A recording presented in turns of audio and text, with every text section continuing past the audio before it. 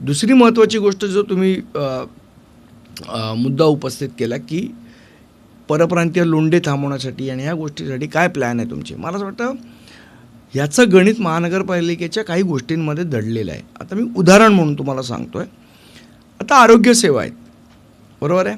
आज KM hospital आहे, Sion hospital आहे, नायर डेंटल आहे आणि ही जी कस्तुरबा आहे, ही जी हॉस्पिटल आहेत ही मुंबई महानगरपालिकेच्या राज्य शासनाचं एकच हॉस्पिटल आहे ब्रिटिशकालीन आत्तापर्यंत. त्याच्यानंतर राज्य शासनाने मुंबईत हॉस्पिटल बांधलेलं नाही. ते जे हॉस्पिटल जे राज्य शासन आहे, बाकी सगळी पेरीपेरी हॉस्पिटल ही महानगरपालिकेची आहे.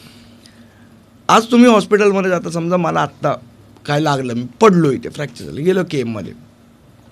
आज KM हॉस्पिटल 2200 बेडचं हॉस्पिटल आहे. 2200 बेडच्या हॉस्पिटलमध्ये रोज जर 15,000 लोक उपचार घ्यायला आली तर ती हॉस्पिटलची यंत्रणा कोलमडेल की नाही कोलमडणार? कोलमडेल. आमचं म्हणणं असं आहे, ज्याच्या संदर्भातलं पत्र काही दिवसापूर्वी आम्ही दिलेलं, की परराज्यातनं अनेक लोक तिथे उपचारासाठी येतात. त्यांचे पैसे कोणी भरायचे? मी टॅक्सपेयर आहे, तुम्ही टॅक्सपेयर आहेत. तर जर मी टॅक्स भरतो आहे तर ती जबाबदारी माझी आहे, महापालिकेची जबाबदारी आहे की जो माझा टॅक्सपेयर आहे त्याला उत्तम सेवा पुरवण्यासाठी मी टॅक्स भरतो. टॅक्स काय मला टाईमपास म्हणून भरायचा नाही आहे की शासनाची काहीतरी नोट आली पाहिजे म्हणून नाही भरायचा. मला जी शासनाच्याकडनं सेवा अपेक्षित आहे ती सेवा सुरळीत चालावी याच्यासाठी मी कर भरतो. आणि जर मी कर भरून मला आरोग्यसेवा मिळत नसेल तर तुम्हाला माझा कर घेण्याचा नैतिक अधिकार आहे का?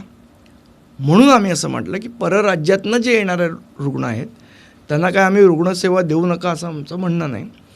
एक तर त्या रुग्णांनी जो इतर प्रायव्हेट हॉस्पिटलमधला खर्च असतो त्याप्रमाणे तिथे द्यावा, किंवा त्या राज्यांनी तिथे हॉस्पिटल बांधलं नाहीत म्हणून इथे लोक येतात, त्या राज्यांनी त्यांच्या खर्चाचा भार उचलावा.